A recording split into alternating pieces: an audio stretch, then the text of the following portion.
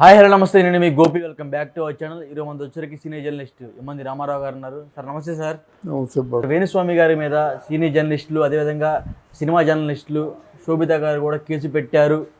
ముఖ్యంగా సీనియర్ జర్నలిస్టులు అయితే కేసు పెట్టారు అని చెప్తున్నారు.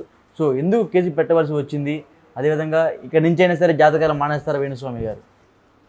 ఎందుకు కేసు అంటే ఆయన చేసిన మోసాలు అలా ఉన్నాయి. ఏంటి, ఏం మోసం చేశాడు ఆయన? అంటే మోసం చేయడం ఏంటండి, ఏదో నువ్వు 4 నెలల్లో చచ్చిపోతావు, మరి మహాతండ్రి యాగం చేయాలి, ఏదో మొత్తానికి ఎప్పుడు మృత్యువుతూను. తర్వాత ఏంటంటే ఒకసారి నీ పతనం అయిపోతావు, ఇప్పటి నుంచి నీకు ఫెయిల్యూర్ స్టార్ట్ అవుతాయి, తర్వాత ఏంటంటే నిన్ను అంతం చేస్తాయి. ఈ మాటలు చెప్పడానికి వీడెవడు అండి? డెవడు జ్యోతిష్యం నేర్చుకున్నట్టు ఉండాలి. నువ్వు జ్యోతిష్యుడు కాదని నేను అనేక మార్లు చెప్పాను. జ్యోతిష్యుడికి వాక్కు శుద్ధి ఉండాలి. వాక్కు శుద్ధి ఎప్పుడు వస్తుంది? నువ్వు ఎవరి దగ్గర ₹1 తీసుకోకూడదు, మత్స్య మాంసాలు ముట్టకూడదు, పరాయి స్త్రీని ఆశించకూడదు, ఇట్లాంటివన్నీ కూడా ఉండాలన్నమాట. అంటే సత్యము, శౌచము, ధర్మము, ఈ 3 ఉన్నటువంటి వాడే దైవ సమానమైన శక్తుల్ని పొందగలిగి ఉంటాడు. నువ్వు అబద్ధాలు చెప్పకూడదు. ఆయన అబద్ధాలు చెప్తాడా నిజం చెప్తాడా ప్రపంచం చెప్తుంది, మనం చెప్పాల్సిన అవసరం లేదు. అది సత్యము. శౌచము అంటే శుచి అంటే కేవలం శుభ్రంగా స్నానం చేయడం అది కాదు. శుచి అంటే నువ్వు వేసుకున్న వస్త్రధారణ కానీ, ఒక గావంతా కప్పుకో, ఒక పంచే కట్టుకో, అది శుచి. దాన్ని శుచి అంటారు. అంతేగాని నువ్వేదో మోడర్న్ గుర్రాలు తొక్క వేసుకొని అదేమవుతుందంటే నీకు కొంత ఇంటరాక్షన్ వల్ల నీ తాలూకు స్థిరత్వాన్ని దెబ్బతీస్తుంది. నువ్వు dressing and addressing is the main reason for the behaviour. ఆ డ్రెస్సింగ్ అనేది విలియం షేక్స్పియర్ చెప్పాడు అన్నమాట. నీ డ్రెస్ బట్టి చెప్పిస్తాడు కూర్చొని. ఓహో ఇన్ని ఎలా అంటాడండి, నీ బొమ్మల తొక్కలు కావాల్సి వచ్చాయా, నీ పువ్వుల తొక్కలు కావాల్సి వచ్చాయా, నువ్వు భక్తిపరుడువా? సన్నాసి, బుద్ధి లేదు నీకు? ఇన్ని విధాలా? ఎవడో వచ్చి 10 లక్షలు ఇస్తే వాడి కష్టాలు తొలగిపోతాయా? ఎవడో ఇచ్చి 25 లక్షలు ఇస్తే వాడి కష్టాలు తొలగిపోతాయా? ఎవడో వచ్చి ఒక 5 తులాల రుద్రాక్షమాలని బంగారు మయం చేసేసి ఇస్తే కష్టాలు తొలగిపోతాయా? అలాగే ఎంతోమంది రెడీగా ఉన్నారు నీ దగ్గర రావడానికి. నేనే తీసుకొస్తా. పరమ లుత్సావేషాలు వేస్తున్నటువంటి వేధవా నువ్వు. నేను జైల్లో పెట్టడం కాదు, కొట్టేయాలి పట్టుకొని మనిషిని శిక్షించాలి జరిగిన దానికి. ఏమన్నా నువ్వు వెళ్ళావు, కేసీఆర్ ఏమో ఇంకో 30 సంవత్సరాలు ఆయనే సీఎం అన్నావు, డమాలో పడిపోయాడు ఆయన. నువ్వు అనపైన బాగున్నామో. జగన్మోహన్ రెడ్డి తాలూకు అదేదో దాని పేరేమో ఇన్నోవా వ్యాన్లో ఇద్దరు కూర్చుంటున్నారు. జగన్మోహన్ రెడ్డి పక్కన ఉంటుండగా చెప్పాడు. అది చెప్పించుకోవడానికి ఆయన సిగ్గులేదు, చెప్పడానికి నీ సిగ్గులేదు. ఏం చెప్పావు? మరో 20 సంవత్సరాలు డౌట్ లేదని చెప్పావు. డామ్ అని అట్టర్ ఫ్లాప్ అయిపోయాడు. ఇంకా వాడిని వదిలేశారంటే వాళ్ళు కనిగిరించి వదిలేయాలి, కానీ లేకపోతే ఏంటంటే ఇది అంటే మైండ్ సెట్, మైండ్ గేమ్ ఆడడం మంచిది కాదు. అంటే ఆయనకి పబ్బులు కూడా ఉన్నాయి, ఆయన మందు కూడా తాగుతారు. మందు కొడతా అని చెప్పాడు ఆయన. అంటే ఒక చేత మందు, ఒక చేత ముక్క ఉంటుంది, ఇంకో చేత ఇంకొల్లేమో ఒక అమ్మాయిని చూస్తుంటాయి. ఈ వెధవ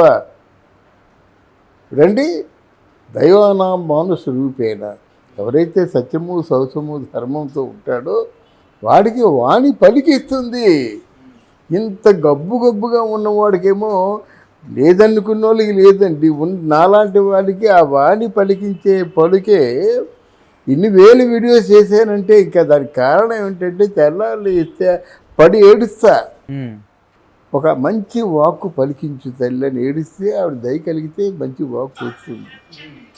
అది మాట అలాగ ఉండాలి. కానీ ఇట్లాంటి వ్యక్తులు ఇంకా ఈ మధ్యన జర్నలిస్టులు అందరూ కలిసి మరి ఆమె కేసు పెట్టడం మాత్రం జర్నలిస్టులకి మళ్ళీ మేము జర్నలిస్టులమే, మేము కూడా తిరగబడగలం, మేము కూడా తిరగబడి కేసు పెట్టగలం అనేటువంటి అంశం వెలుగులోకి వచ్చినందుకు నాకు చాలా ఆనందంగా ఉంది.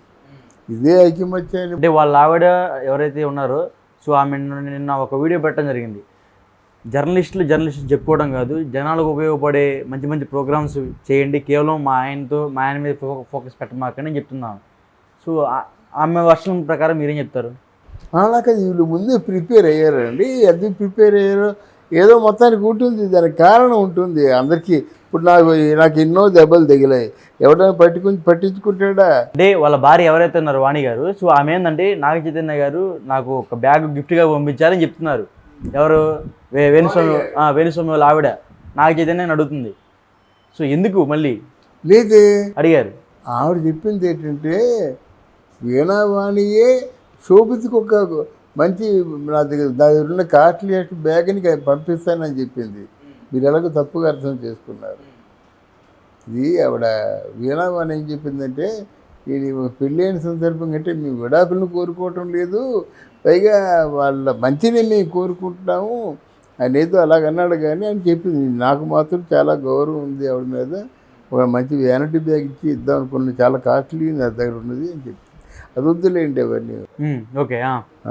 ఇక్కడ ఏంటంటే జర్నలిస్టుని మనం ఇప్పుడు జర్నలిస్టులు ముందుకు రావడం మాత్రం చాలా గొప్ప విషయం అండి.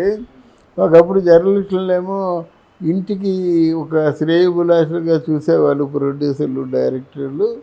కానీ ఈరోజు జర్నలిస్ట్కి ప్రవేశం లేదు. జర్నలిస్ట్కి షూటింగ్ జర్నలిస్ట్ ఎప్పుడు వస్తాడా అని చూసినటువంటి రోజుల నుంచి జర్నలిస్ట్కి ప్రవేశం లేదనే రోజుల వరకు వచ్చాయి. కనుక మన ఐకమత్యం గురించి చాలా గొప్పగా మనం చెప్పుకోవాలి. ఎవరికి ఏదో కొంతమంది ఉన్నారు, వాళ్ళు బాగుంటే చాలా, కానీ సీనియర్స్ని గౌరవించడం, సీనియర్స్ని పిలవడం, కొద్దిమంది లిస్టే ఉంటుంది జర్నలిస్టులలో. మళ్ళీ వాళ్ళు 100 ఏళ్ల జర్నలిజం చరిత్రలో తీసుకుంటారు. వరదరాజు రాశారండి, మన చచ్చిపోయలేడు వరదరాజు, ఆయన 100 ఏళ్ల జర్నలిస్టుల చరిత్ర రాశాడు. అందులో నాకు ఒక పేజీ ఉంది, అడిగి తీసుకున్నాడు. అలాగే ఈయన రాశాడు, ఎవడు వినాయకరావు గారు రాశాడు జర్నలిస్టుల చరిత్ర. నా గురించి అడిగితే నేను ఇవ్వలేదు. ఎందుకయ్యే నాకు కొంచెం బాధగా ఉంది, ఆ బాధ తీర్చే వాళ్ళు ఎవరు లేరు. ఆ చిరంజీవి లాంటి వాళ్ళ దగ్గరికి వెళ్ళి కలిసి చెప్పాలి. సరే నాకంత ఓపెన్ అయిపోయి కాదు, లో ప్రొఫైల్ మెయింటైన్ చేస్తా. మనం చెప్పిన మాటలు వింటారు కానీ మనల్ని ఎవరు చూస్తారండి? మనకే అవసరం ఉంది, మనం ఇలాగంటే వెళ్ళాలి. ఇది అవసరం లేనప్పుడు వెళ్ళవలసిన అవసరం లేదు కదా మనకి. అడగని ఊహో కాదు, నేను తిండి నాకు ఉంది, తినే తిండి ఉంది, వైద్యానికి ఆరోగ్యానికి బాగుంది. ఎవరైనా ఇంతకంటే నాకు వద్దనుకోవడంలో గొప్పతనం ఉంది, కానీ నాకు కావాలనుకోవడంలో గొప్పతనం ఉంది. మనకి ఏమి వల్ల ఆయన ఇస్తాడు. ఇది విషయం ఏంటంటే జర్నలిస్టుల ఐకమత్యాన్ని కూడా మనం చాలా ఎప్రిషియేట్ చేయొచ్చు. అలాగే ఎవరికి ఏ బాధ వచ్చినప్పుడు కూడా తల్లో 4లాగా కాపాడుకుంటూ మన జర్నలిస్టుని కాపాడిపోతే ఎలాగవుతుంది చెప్పండి. ఈరోజు వాసిరాజు ప్రకాశ్ లాంటి నేను ఆయనే ఉన్నాం, ఆయన పెద్ద జర్నలిస్టు. అంటే ఏదైనా ఫంక్షన్లకి వాటికి అట్లాంటి పెద్దవాళ్ళని పిలిచినట్టయితే ఇంట్లో కూర్చున్నటువంటి పెద్దవాళ్ళకి అదే కదా మీరు ఇచ్చే గౌరవం. ఓకే. ఇప్పుడు వాసిరాజు ప్రకాశరావు గారు జర్నలిస్టు, ప్రొడ్యూసరు, మళ్ళీ జర్నలిస్టు, నేషనల్ అవార్డు తీసుకున్నారు. ఆయన రాకపోయి ఉండొచ్చు, వాళ్ళు రావడం మీకు గొప్ప. ఇప్పుడు నాలాంటి వాళ్ళు రావడం మీకు గొప్ప. అంటే ఎందుకంటే సందర్భం వచ్చింది కనుక చెప్తున్నాను అన్నమాట. అంతేగాని మన తాలూకు అనుభవాలు ఇంకొకరు రావు కదా. ఒకవేళ మేమంటూ లేకుండా పోయినట్టయితే అక్కడి నుంచి అయిపోయి పాతరే చేసినట్టే. ఇక్కడ జర్నలిస్ట్ని 2 భాగాలుగా చేయవచ్చు. ఏంటంటే మీకు 2000 ముందు ఉన్న జర్నలిస్టులు 2000కి ఆల్మోస్ట్ ఆల్ ఇండస్ట్రీ వచ్చేసింది. తర్వాత జర్నలిస్టులు అంటే మీకు 2000 నుంచే మీకు ఆర్టిస్టుల తాలూకు చరిత్ర ఎవరైనా ఫాలో అయితే తెలుస్తుంది. దాని ముందు ఎవరికి తెలియదు కదా, చెప్పలేరు కదా. అందువల్ల ఇది ఇంకా వేణుస్వామి లాంటి ఒక స్టూపిడిటీ ఉన్నటువంటి ఎస్ట్రాలజర్ని కొన్నాళ్ళు శిక్ష వేసి ఇక ముందైనా బాగా బతకరా అంటే బాగుంటుంది. అది అంటే శిక్ష లేకుండా మాత్రం వదలకూడదు. వీణావానికి ఆయనకి సంబంధం లేదండి. ఎవరి మట్టుకు వాళ్ళు ఇండివిజువల్గా బ్రతుకుతున్నారు.